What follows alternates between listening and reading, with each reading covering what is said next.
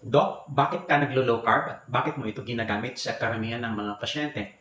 Let's face it, kung gusto mong makiiwas sa stroke, atake sa puso, chronic kidney disease, at iba pang mga komplikasyon ng metabolic syndrome, kung gusto mong maging mas malusog at mabuhay ng mas mahaba, I encourage you to go and eat low carb.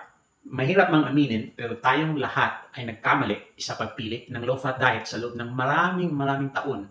Ito ay nakabatay sa USDA Food Pyramid na ngayon ay tinawag ng MyPlate, ngunit pareho pa rin ang kinalalaman nito.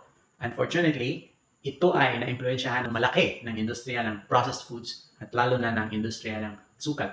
Kaya muli, kung gusto mo maging mas malusog at mabuhay ng mas mahaba, piliin ang low carb, hindi yung low fat. Para mas patakalam ka sa lahat ng mga ito, watch my video lecture sa Siyensya ng Ketogenic Metabolic Therapy for Neurology and Medicine at panoorin rin lahat ng iba pang mga video sa aking YouTube channel.